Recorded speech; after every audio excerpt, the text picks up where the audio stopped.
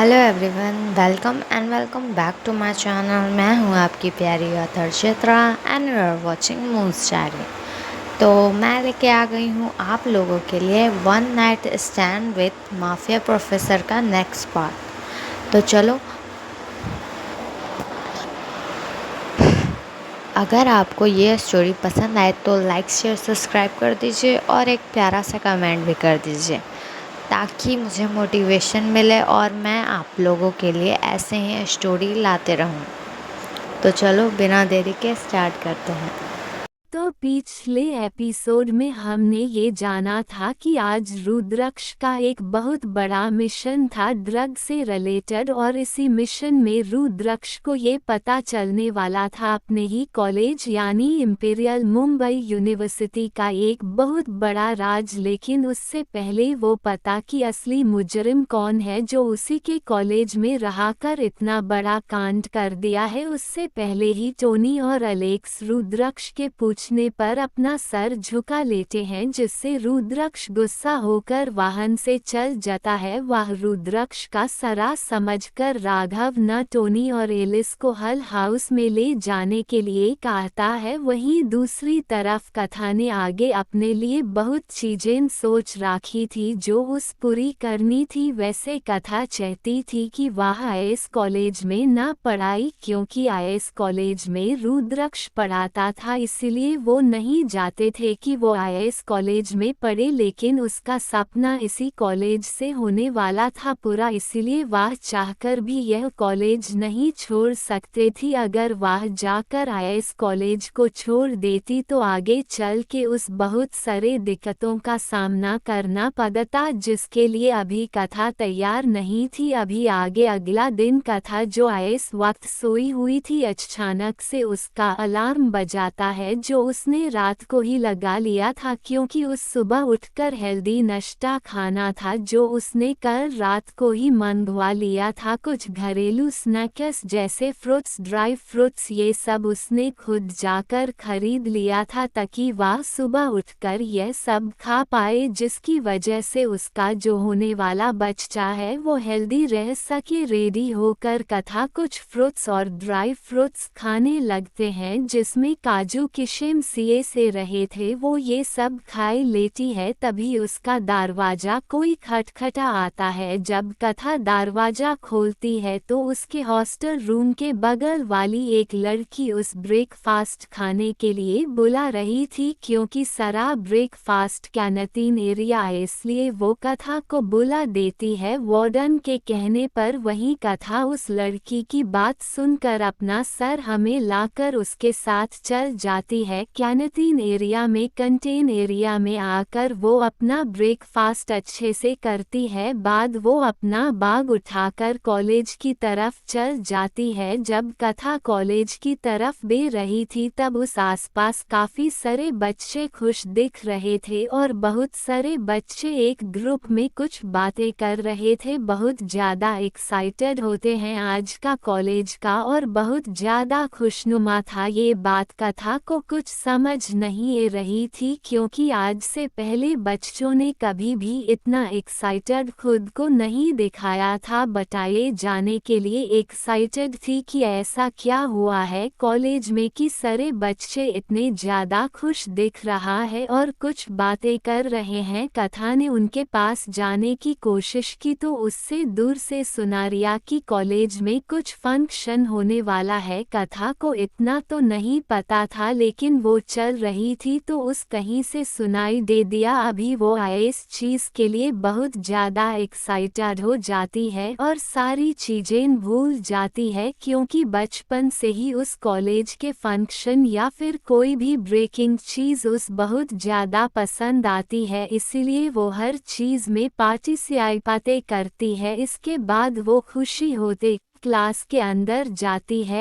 इस वक्त क्लास के अंदर एक दो ही बच्चे आए थे जो अपनी सीट पर बैठकर एक दूसरे से बात कर रहता है। कथा भी अपने सीट पर जाकर बैठ जाती है और आसपास देखने लगती है। तभी उसके पीछे बैठा एक लड़का दिखाई देता है जो अपना फोन चला रहा था। कथा उस लड़के से यह पूछना चाहती थी कि आखिर कॉलेज में क्या होने वाला है, पता ना। बहुत सोचा था कि वो उस लड़के से पूछ ले एंड दरअसल वो लड़का कथा को बहुत अच्छा भाई दे रहा था। उस लड़के में से कथा को कोई भी नेगेटिव एनर्जी नहीं मिल रही थी, जिसकी वजह से कथा उस लड़के से बात करना चाह रही थी, क्योंकि आज तक मीरा के अलावा कोई और दोस्त नहीं बना था। कथा थोड़ा हिचकिचा रही थी, लेकिन वो हिचकिचाते ही पूछ देती है, वो आज कॉलेज में कौन सा फंक्शन होने वाला है, क्या तुमने इसके बारे में पता है? एक्चुअली मैं जब कॉलेज के अंदर रही थी तो किसी बच्चे ये बात मैंने सुन ली और सारे लोग बहुत ज़्यादा एक्साइटेड होंगे रहते, तो मैं तुमसे यही पूछना चाहती हूँ कि क्या तुम्हें पता है कि कॉलेज में कौन सा फंक्शन होने वाला है? कथा ये सब बहुत ज़्यादा उत्सुकता से पूछती है, जिससे देखकर सामने वाला लड़का, जिसे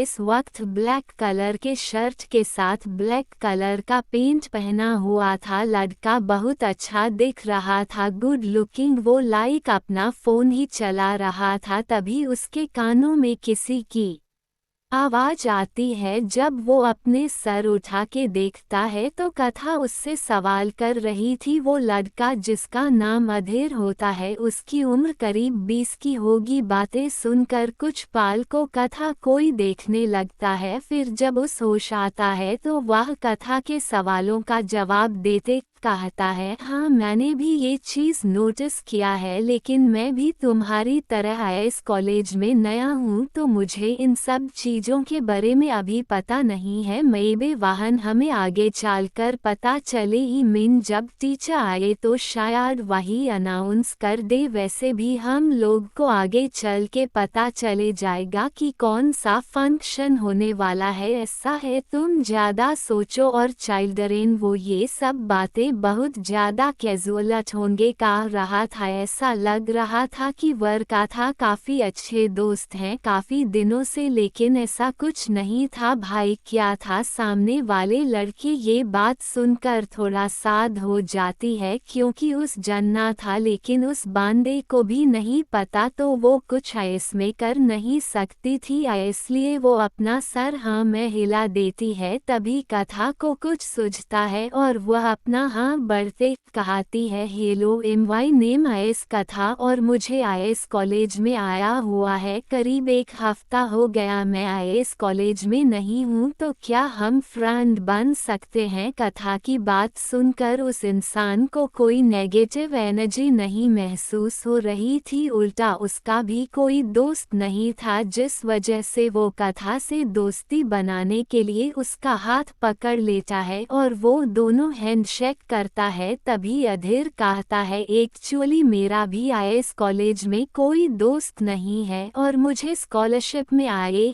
करीब 5 दिन ही है। मैं आईएस कॉलेज नया हूँ और मेरे भी कोई दोस्त नहीं है। कथा अधीर की बात सुनकर खुश हो जाती है और वह कहती है, वाहन वैसे तो मेरे भी यहाँ पे कोई दोस्त नहीं है, लेकिन मेरी एक पुरानी दोस्त है जो कॉलेज में हम लोग के साथ पढ़ती है, तो मैं उनसे तुम्हें मिलना चाहूँगी। वो इतना ही कहती है, तभी पीछे से किसी की आवाज़ आती है, कथा यहाँ क्या हो रहा है? तो सामने मायरा खड़ी थी आरुष के साथ। मायरा को देखकर कथा बहुत ज़्यादा खुश हो जाती है और मायरा के पास जाते अपने नए दोस्त से मायरा को मिलाते कहती है, मायरा तुझे पता है आज मैंने एक नया दोस्त मिला। इसके बाद वह अधीर की तरफ इशारा करते कहती है, इनसे मिलो, इनका नाम है अधीर और ये भी हमारी तरफ फ्रेशर है। मायरा जब सामने उस लड़के को देखती है तो उससे वैसे भी अधीर नॉर्मल ही लगता है, एक अच्छा इंसान, लेकिन वह अधीर के अंदर मैं को नहीं जानती है, इसलिए वो थोड़ा हिचकी जा रही थी अधूरी से दोस्ती करने के लिए। तभी आरुष आगे बढ़ के अधूरी से हाथ मिलाते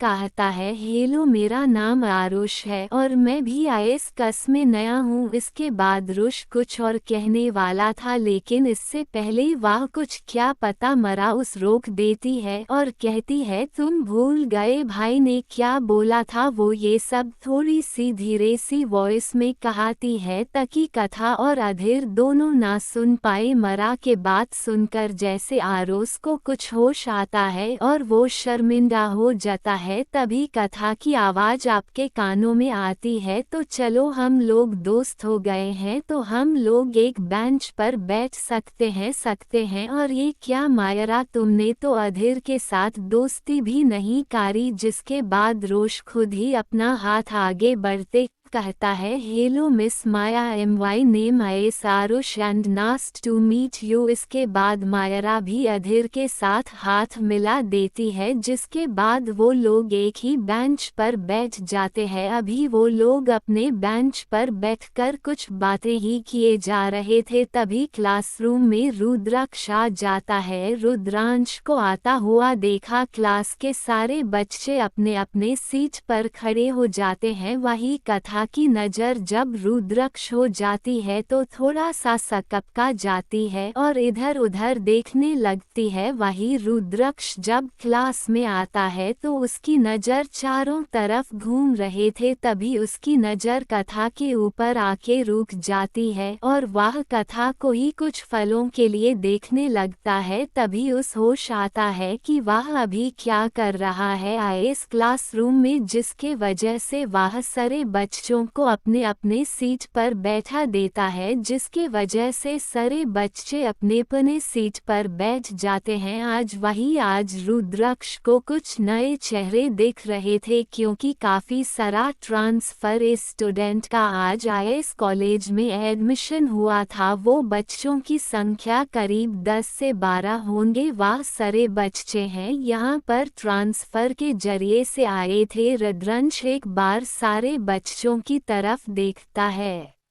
और बढ़ाना चालू कर देता है। बढ़ते बढ़ते हैं बीच में रुद्रराज को कथा दिख रही थी, जो बहुत प्यारी लग रही थी। दरअसल गठन ब्लू कलर का सलवार सूट पहना था, जिस बहुत ज़्यादा खूबसूरत लग रही थी। ऊपर से उसके माथे पे जो बिंदी थी और होठों पे लाली के साथ साथ आँखों में काजल उसकी खूबसूरती पर चार चांद बढ़ा रहे थे। कथा जिसको महसूस हो रहा था कि रुद्र से देख रहा है, लेकिन वो इस बारे में कुछ कह नहीं सकती थी। वह अपना सर झुकाए पढ़ने लगते हैं। वहीं रुद्राक्ष की नज़र आज कथा पर से हाथी नहीं रही थी, क्योंकि आजकल सिया का ग्लो बहुत ज़्यादा बढ़ रहा था, जिसके वजह से वह दिन प्रतिदिन और सुंदर होते जा रही थी। शायद यह उसकी प्रेगनेंसी का असर होगा। ऐसे ही करके रुद्राक्ष करीब 50 मिनट्स तक बच्चों को और अच्छे से पढ़ाता है, और जब उसकी क्लास खत्म हो जाती है तो वो सारे बच्चों पे आपने नज़र करता है, तो उस नज़र आता है कि क्लास के लगभग सारे बच्चे कथा कोई देख रहे थे। ये देखकर रुद्राक्ष को अच्छा नहीं लगता, लेकिन वो खुद कंफ्यूज था कि वो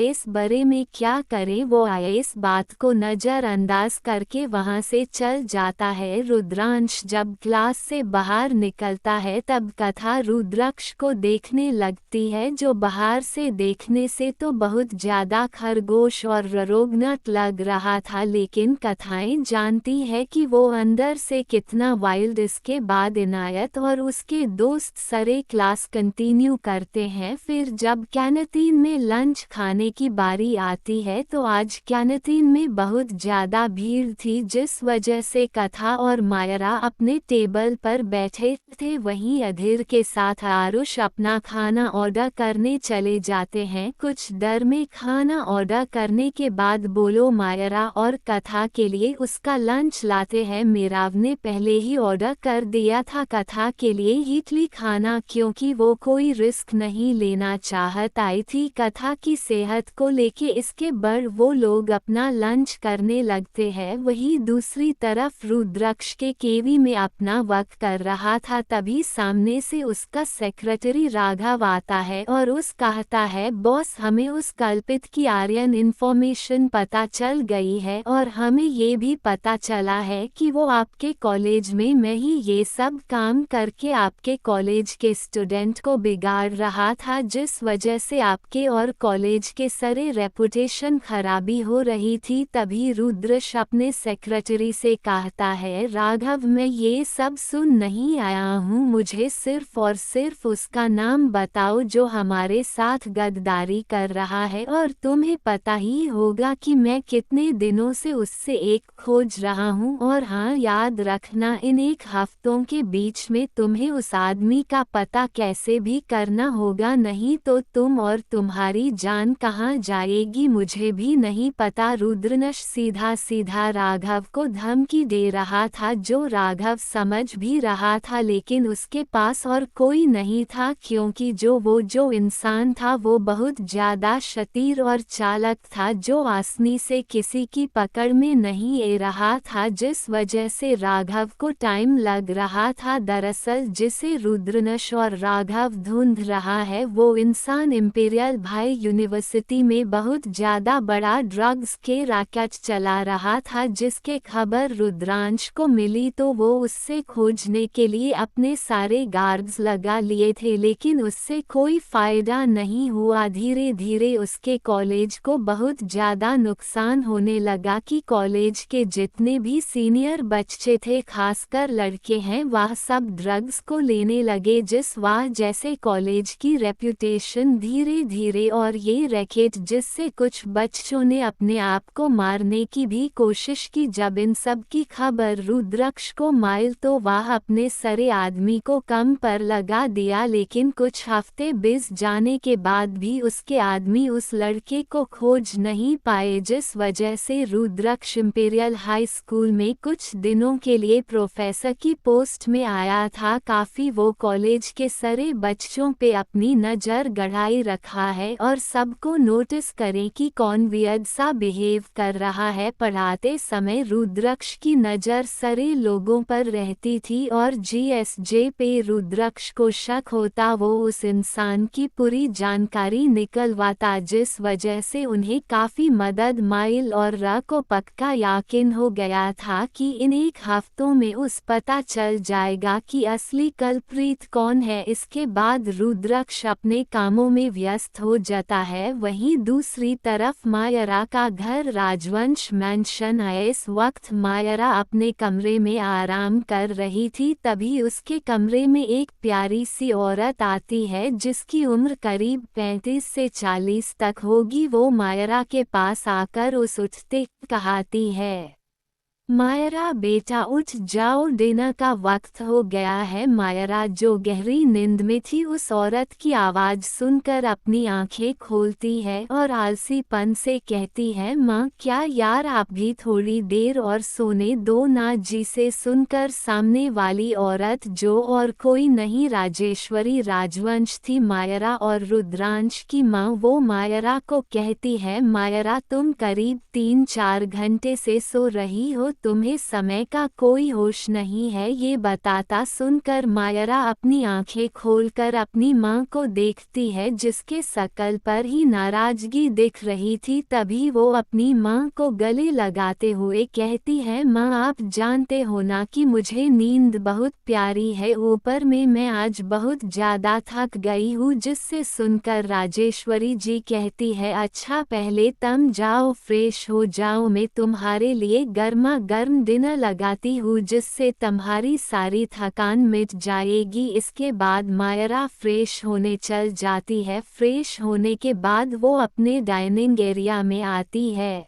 तो अपने पूरे फैमिली को देखते हैं जो अपने अपने चेयर पर बैठे हुए थे। मायरा भी जाकर अपने चेयर पे बैठ जाती है और तभी सर्वेंट्स आकर और लोगों को खाना परोसने लगते हैं, जिसके बाद मायरा अपना खाना खाने लगती है। तभी अचानक से मायरा की मैं राजेश्वरी राजवंश मायरा से सवाल करते कहती हैं, तो तुमने अभी तक हमें अपनी बेस्ट फ्रेंड से नहीं मिला है और मुझे नहीं लगता कि तुम इस जन्म में हमें अपनी बेस्ट फ्रेंड से मिलवाओगे। तुम बस उसकी बातें करती रहती हो। मैं तुम्हें कितनी बार कहा है कि कभी समय मिले तो अपनी बेस्ट फ्रेंड को यहाँ पर लेकर आओ, जिससे हम भी उससे मिल सके और जान सके कि वो खुशनसीब लड़की कौन है जो मेरा राजवंश की दोस्त बनी है, क्योंकि स्कूल में तुमने एक भी दोस्त नहीं बनाया और अचानक से 3 महीने पहले तुम लोनावाला गई और एक नई बेस्ट फ्रेंड वह भी बना ली। इसके बाद मारा रहती है, हाँ माँ, मैं कथा से बात की है और उसने मुझे बोला है कि वो हमारे मेंशन जरूर आएगी और मैंने उससे ये भी कहा है कि वो हमारे मेंशन आकर रह सकती है। इसके बाद राजेश्वरी जी बहुत ज़्यादा खुश हो जाती है, क्योंकि जब जब मेरा कथा के बारे में बताती थी कि कथा कितनी अच्छी है और उसके कितने हेल्प करती है, तो राजेश्वरी जी उसे मिलना चाहती थी, लेकिन कथा कभी भी राजवंश फैमिली से नहीं मिली थी, जिस वजह से राजेश्वरी जी का बहुत मन था कथा से मिलने का। अपनी बेटी की बात सुनकर वह बहुत ज़्यादा खुश होती है और मीरा को कहती हैं, क्या तुम सच कह रही हो? इसके बाद मायरा कुछ बोलने वाली होती है, तभी मायरा की दादी सवाल करती है जो डाइनिंग एरिया में ही बैठी हुई थी, हमें बहुत खुशी होगी कि तुम्हारे दोस्त हमारे मेंशन आएगी। वैसे भी हमने तुम्हारी दोस्त की काफ़ी ज़्यादा तारीफ सुनी है। जिसके बाद मायरा खुशी होते कथा के बारे में बताने लगती है। वह कथा के बारे में कम बता रही थी और उसकी तारीफ ज़्यादा कर रही थी, जिसे देखकर सारे घर वाले जो उसी डाइनिंग एरिया में बैठे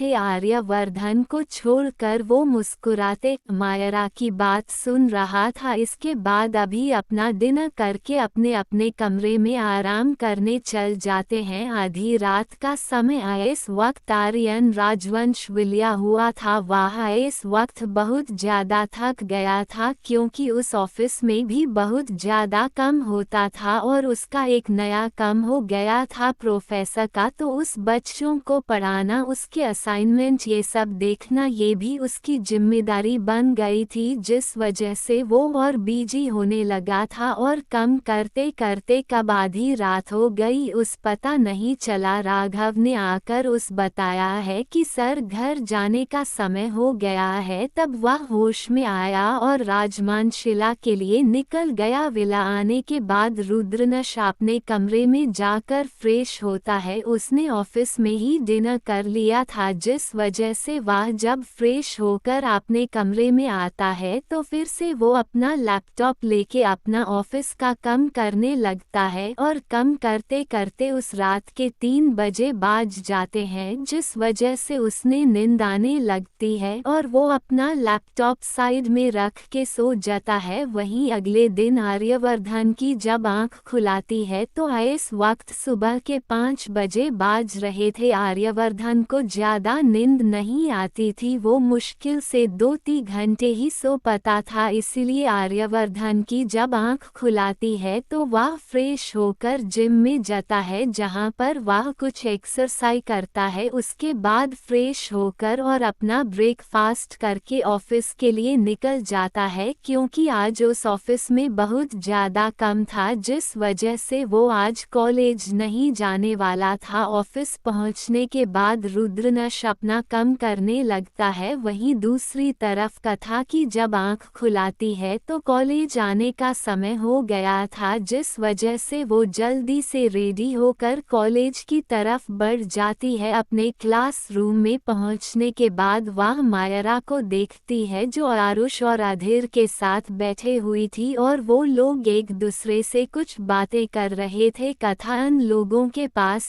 जाकर उनसे बात करने लगती है। तभी आरुष सवाल करता है, कथा तुम्हारा फेस दिन पर दिन ग्लो होते जा रहा है, आखिर क्या राज है तुम्हारा इस खूबसूरती का, और मुझे भी बताओ क्योंकि मैं भी हैंडसम देखना चाहता हूँ। वैसे तो आरुष बहुत ज़्यादा हैंडसम था, लेकिन हमारे हीरो रुद्राक्ष के आगे वो नहीं था, और इन दिनों के बीच कथा की दोस्ती आरुष से अच्छी हो गई थी, जिस वजह से वो लोग कैजुअल बात कर रहे थे। तभी आरुष की बात सुनकर कथा अपने में सोचाती है, तुम जाकर भी ऐसा ग्लो नहीं पा सकोगे, इसके लिए तो मैं प्रेग्नेंट होना पड़ेगा, जो बायोलॉजिकली इम्पॉसिबल है। इसके बाद वह मनी में हंसने लगती है, क्योंकि उस रोज़ की बात से उनको बहुत ज़्यादा हंसी आ रही थी। वह अपनी हंसी दबाते कहती है, आरुष तुम एक काम कर सकते हो जिससे तुम्हारे फेस पे बहुत ज़्यादा ग्लो भी आ जाएगा। तुम डेली सोने से पहले अपने चेहरे पर मिट्टी लगा लेना, जिस वजह से सुबह उठ हो गया ना तो तुम्हारा फेस ग्लो करेगा। कथा यह बातें आरुष मजाक करके कह रही थी, यह बातें सरे समझ लेते हैं, और मायरा के साथ अधीर भी बहुत हंसने लगता है। उन दोनों को देखकर कथा भी जोर जोर से हंसने लगती है। वो इस वक्त बहुत ज़्यादा प्यारी लग रही थी, जिस वजह से क्लास के आधे से ज़्यादा बच्चे कथा को ही देखने लगते हैं, जिस बात का उस अंदाजा नहीं था। कथा इसके बाद आरुष को देखती है, जो नाराजगी भरे चेहरे से उससे देख रहा था। तभी कथा कहती है, अरे बुड़बक तुम मजाक में नहीं समझते, और मैं तुमको ये बता दूं कि मैं अपने चेहरे पे कुछ नहीं लगाती हूँ, बस एक इमोयुसतुर्जा और एक लिप बम बस, और मेरे फेस पे ग्लो इसलिए आ रहा है क्योंकि मैं खुश हूँ। मम मुस्कुराते रहती हूँ, तुम्हारे तरह ऐसे सड़े चेहरे से नहीं रहती हूँ बैठी हुई।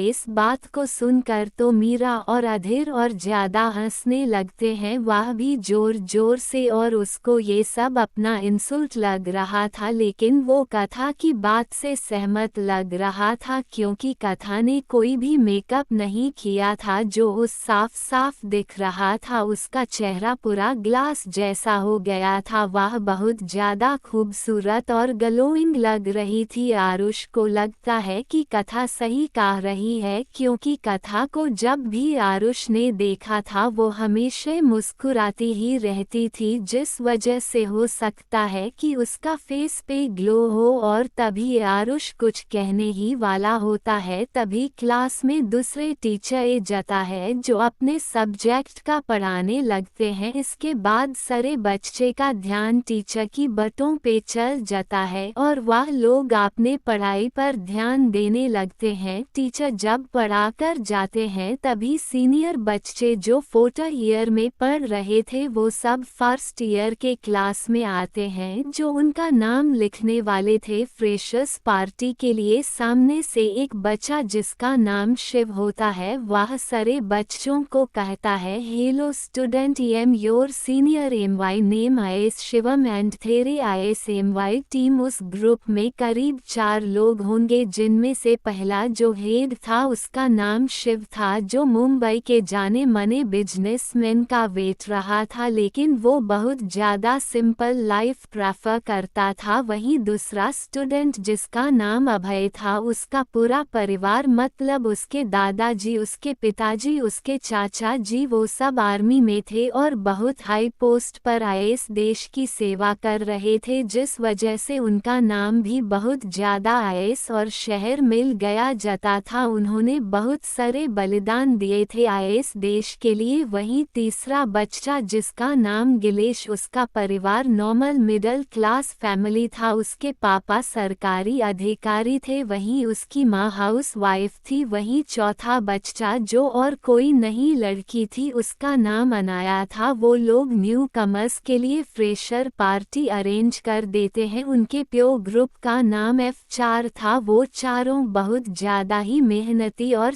समझदार थे, उसके साथ साथ वो लोग शैतानियाँ भी बहुत ज़्यादा करते थे, जिस वजह से उनको ही हर फंक्शन और हर चीज़ की जिम्मेदारी दी गई थी। तभी सारे बच्चे अपना नाम लिखवाने लगते हैं, क्योंकि फ्रेशर पार्टी होने वाली थी तो सारे बच्चों को कोई ना कोई चीज़ में पार्टिसिपेट करना था, और उन चीज़ों में से कुछ का नाम था जिसमें वो लोग पार्टिसिपेट कर रहे थे, डांसिंग, सिंगिंग, इंस्ट्रूमेंट लेइंग, नाटक इत्यादि। तभी मायरा कथा से सवाल करते कहती है, मायरा तो क्या चूज करेगी भाई, तू तो जानती है कि मुझे गान बहुत पसंद है, इसलिए मैं तो सिंगिंग लूंगी। मायरा की बातें सुनकर कथा कहती, मैं सोच रही हूँ कि डांस मैं ले लूँ, क्योंकि मुझे बाकी सब तो नहीं आता लेकिन डांस आता है। ये सुनकर मायरा एक्साइटेड होते कहती है, तो सही कह रही है, वैसे भी हमने तुम्हारा डांस बहुत बार देखा है, तुम्हारे फाउंडेशन में बहुत ज़्यादा अच्छे से डांस करती थी, मेरे ख्याल से तुम्हें यही लेना चाहिए, और क्या पता तुम ये लेके तुम जीत भी जाओ और शायद जीतने वालों को प्राइस मनी ये सभी मिलेगा। ये सुनकर कथा की आंखें चमक जाते हैं, क्योंकि उस अभी पैसों की बहुत ज़्यादा ज़रूरत है, जैसे उस डॉक्टर का अपॉइंटमेंट लेना था, कुछ दवाएं लेनी थी, फल और कुछ हैंड ड्राई फ्रूट्स और बच्चों के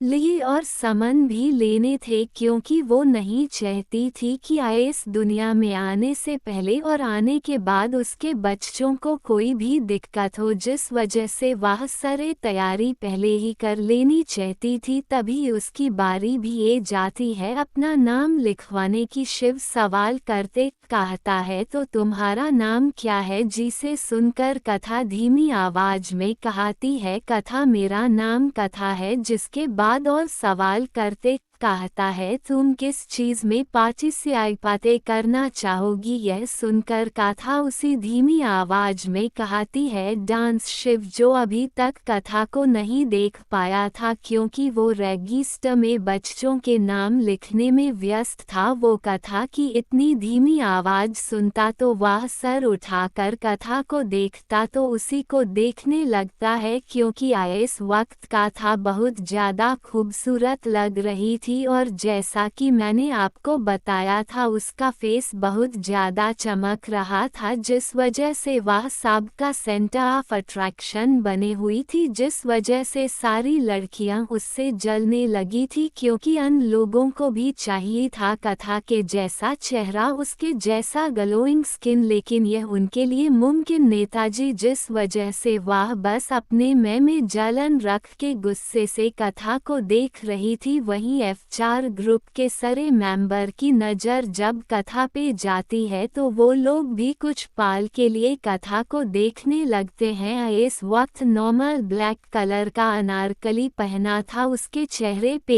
एक छोटी सी स्माइल थे, साथ ही में हमेशा की तरह उसके माथे पे कली बिंदी और होठों पे लिप बम के साथ उसने आज काजल भी लगाया था अपनी आँखों में, जिस वजह से वो बहुत ज़्यादा अट्रैक्टिव लग रही थी। अपना नाम लिखवाने के बाद कथा अपने सीट पर वापस से जाती है, बिना ये जो आने की काफ़ी लोग उससे प्यार भारी और गुस्से भारी नज़रों से देख रहे हैं। कथा को अन सब से कोई फर्क नहीं पड़ता था, जिस वजह से वो अधीर से कुछ बातें करने लगते हैं। तभी उससे सवाल करते कहता है, तो कथा, तुमने किस चीज़ में पार्टिसिपेट किया है? जिसके बाद कथा उसका सवाल का जवाब देते कहती है, मैंने डांसिंग लिया है, क्योंकि मेरे ख्याल से मैं इसमें बहुत ज़्यादा अच्छा कर सकती हूँ। इसके बाद कथा आदिवासी सवाल करती है, तो हमने क्या लिया है? कथा की सवाल का जवाब देते कहता है, मैंने तो बचपन से पियानो सीखा है, तो मैं पियानो बजाने में पार्टिसिपेट पार्टिसिपेट किया हूँ। जिसके बाद हमारा आरुष से कुछ पूछने वाली थी, तभी अन सभी के कानों में अभय की आवाज़ आती है जो सारे बच्चों को कुछ बता रहा था। तो स्टूडेंट्स, हम यह आपको बता दें कि हमारे स्कूल में फ्रेशर पार्टी एक हफ्ते बाद होगी और जितने भी पार्टिसिपेंट्स हैं वो अपनी तैयारी अच्छे से करें, क्योंकि इस फ्रेशर पार्टी में हर कंपटीशन में जो भी जीतेगा उससे एक कुछ प्राइस मिलेगा। जिसके बाद वो लोग वो सारे बच्चों को और कुछ बातें बताते हैं और कुछ इंस्ट्रक्शन देखकर वाहन से चला जाता है। तभी सारे बच्चे कैंटीन एरिया में अपना लंच करने चल जाते हैं।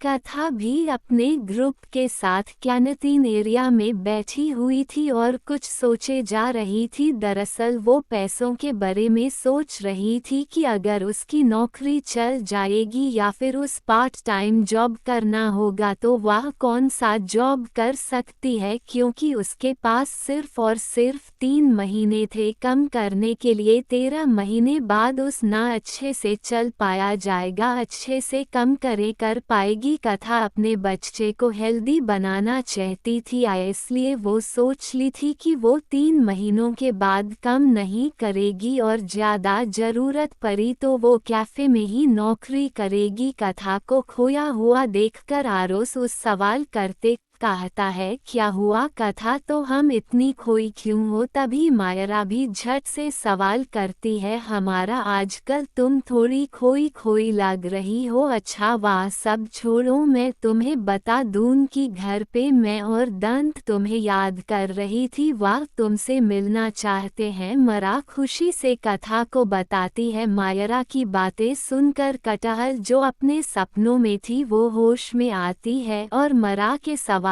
का जवाब देते कहती है, अच्छा उनसे कहना कि मैं उनसे जल्दी ही मिलने वाली हूँ। तुम तो जानती ही हो मीरा कि कॉलेज के बाद मैं कैफ़े चल जाती हूँ, फिर मेरे पास समय नहीं रहता है। अगर मेरे पास टाइम रहेगा तो मैं उनसे मिलने जरूर आया करूँगी। कथा की बातें सुनकर मायरा उस कहती है, देखो कथा, हम बनाने की कोई ज़रूरत नहीं है, जब तुम्हें समय मिले तुम ए सकते हो। वैसे भी तुम्हें मेरी बातें याद है ना। कथा साफ साफ समझ रही थी कि मीरा किस बारे में बात कर रही थी। तभी कथा कहती है, हाँ मुझे याद है और मैंने सोच लिया है मैं तुम्हारे घर रहने आऊंगी, लेकिन तुम्हें मुझसे एक वादा करना होगा। अगर मुझे तुम्हारे घर पे अच्छा नहीं लगा तो मैं खुद का एक फ्लैट लेकर रहूंगी। कथा की बातें सुनकर मायरा थोड़ी निराश हो जाती है, लेकिन उसको पता था कि उसकी मम्मी और उसकी दादी कथा का इतना ख्याल रखिए कि कथा उसके मानसियों से बाहर ही नहीं जा पाएगी, जिस वजह से वो अपना सर हर में हिला देती है और कथा को कहती है, ठीक है जैसा तुम चाहो। उन दोनों की बातें सुनकर अधीर और आरुष जो उनके बगल में ही बैठे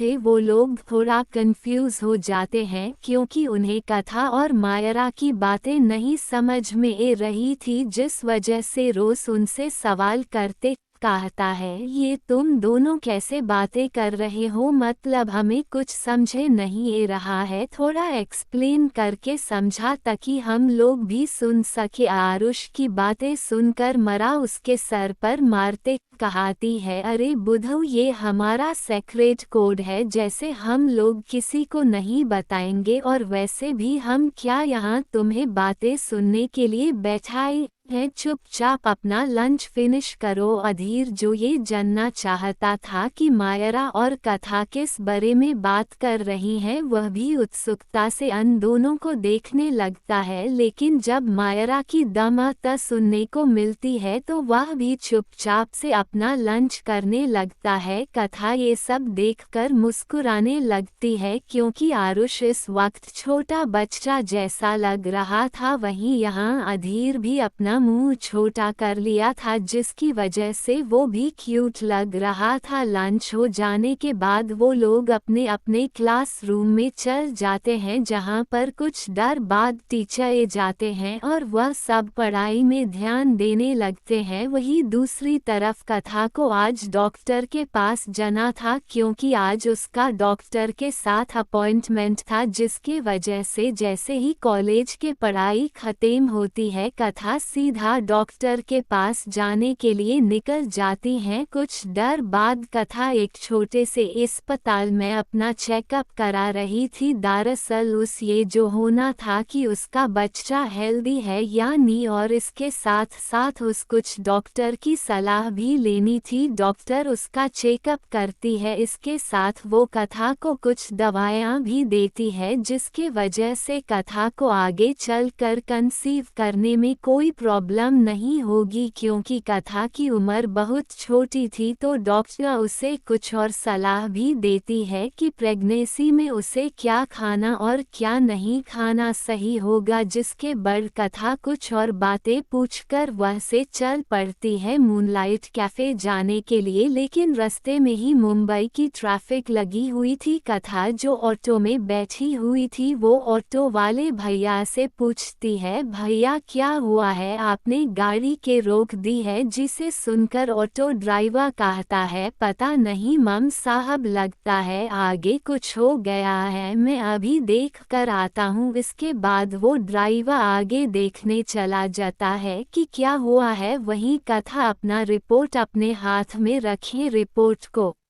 पी रही थी। तभी थोड़ी देर बाद ही उस कुछ महसूस होता है, उस असर हुआ था कि कोई उस देख रहा है, जिसके बाद वह अपने सर को उठाकर आसपास नजर दौड़ आती है तो उस कोई नहीं दिखता, चारों तरफ सिर्फ गाड़ियां ही थी। लेकिन कथा को कुछ अजीब सा लग रहा था। फिर वो अपना रिपोर्ट को अपने पर्स में रख देती है कि आने का इंतजार करने लगती है। भाई दूसरी तरफ रुद्रश जो इस वक्त उसी ट्रैफिक में फंसा हुआ था जिस ट्रैफिक में कथा फांसी हुई थी। वो अपने ऑफिस का काम कर रहा था लैपटॉप में, लेकिन अनायास से उसकी नज़र अपने बगल में बैठी कथा पे जाती है, जो उसकी गाड़ी से बहुत नज़दीक थी। फिर वह कथा को देखने लगता है, तभी उसकी नज़र कथा के हाथों में वो रिपोर्ट पर पड़ती है, जिसे देखकर वह थोड़ा कंफ्यूज हो जाता है। उससे ज़्यादा कुछ तो समझ में नहीं आता है कि उस रिपोर्ट में क्या लिखा हुआ है, लेकिन वो इन सब को इग्नोर करके कथा कोई देखने लगता है जिसका फेस ग्लो कर रहा था, जिसकी वजह से वह बहुत प्यारी और मासूम लग रही थी। तभी ऑटो वाले भैया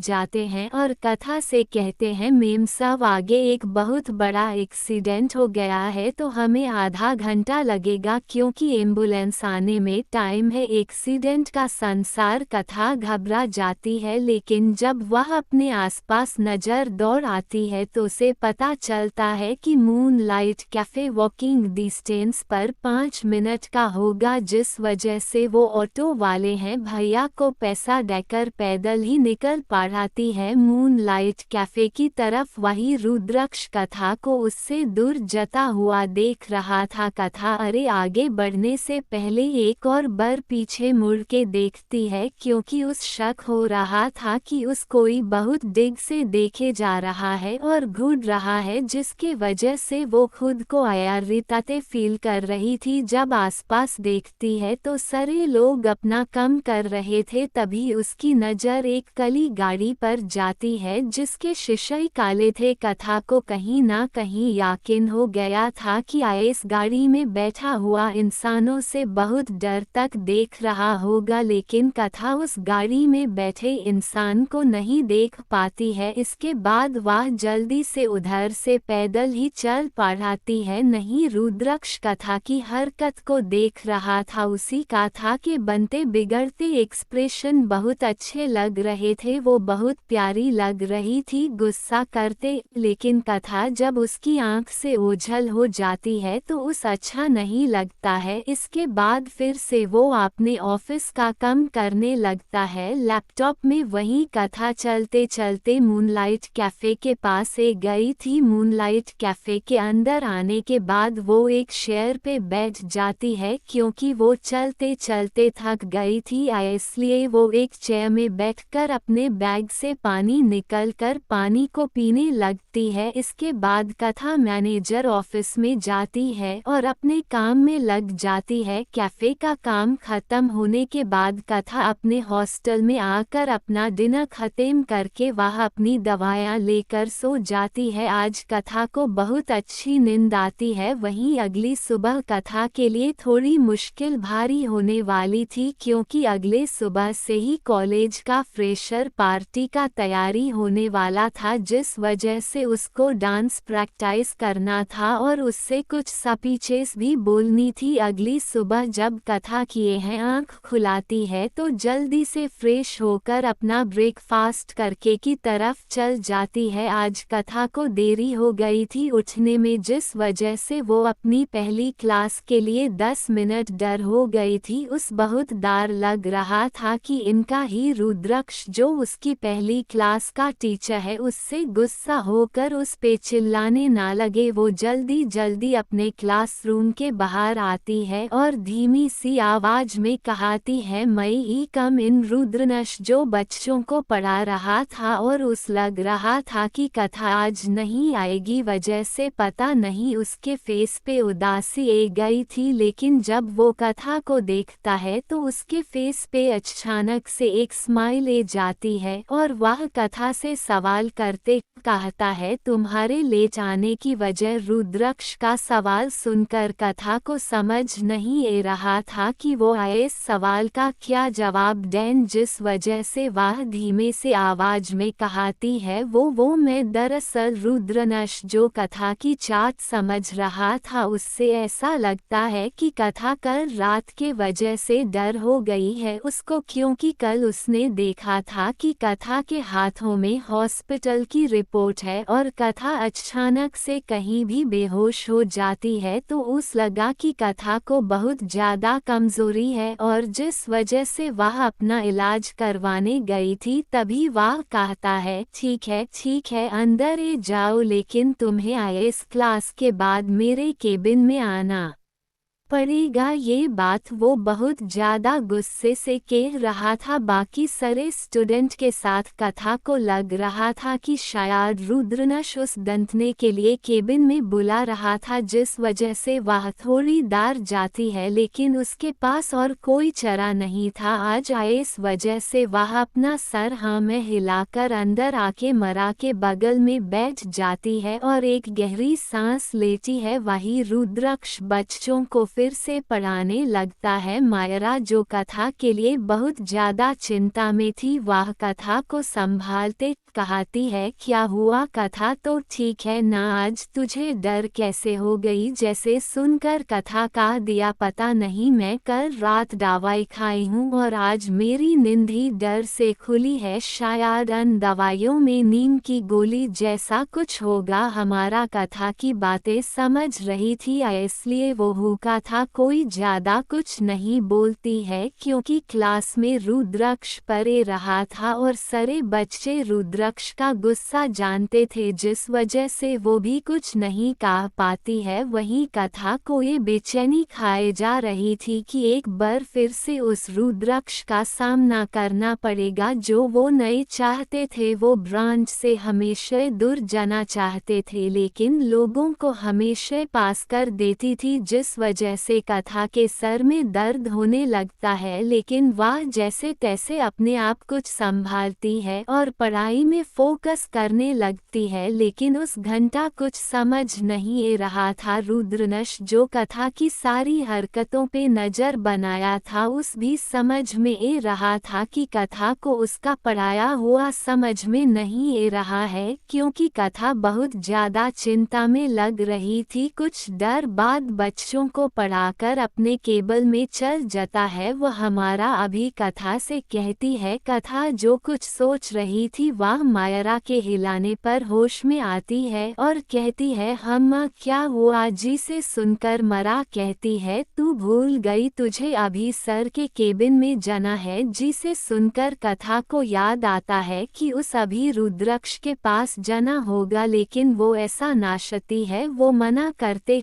कहती है नहीं मरा, मुझे उनके पास नहीं जना है तो कुछ करन ना तो मेरे जगह चल जना। कथा की ऐसे अजीबो गरीब बात सुनकर मीरा कहती है देखा था अगर मुझे बुलाए होते तो मैं चल जाती, या फिर तेरा असाइनमेंट देना होता तो मैं तेरे जगह जाके दे देती, लेकिन उन्होंने तुझे बुलाया है और मैंने चाहती हूँ कि तू किसी भी वजह से आपने इंटरनल के मार्क्स खोए। मार्क्स का नाम सुनकर कथा को जना ही पड़ता है और वो रुद्राक्ष के केबिन के डरा भी जाती है। बीच में से बहुत ज्यादा डर लग रहा था। वही सारे बच्चे पता को रुद्राक्ष के केबिन में जता हुआ देख रहे थे। अनमेन से कुछ लड़कियां तो हंस रही थी क्योंकि उन्हें लग रहा था कि रुद्रनश कथा को अभी सजा देगा। वहीं क्लास की कुछ लड़के जो कथा को पसंद करते थे वह कहा था के लिए चिंतित हो जाते हैं। आज क्लास में धीर नहीं आया था जिस वजह से उससे कुछ पता नहीं चला। वहीं दूसरी तरफ कथा बहुत चिंता में लग रही थी क्योंकि उससे रुद्रांश के केबिन में हम नहीं जाना था। तभी अचानक कथा को कुछ सोचता है और वह अपने मन में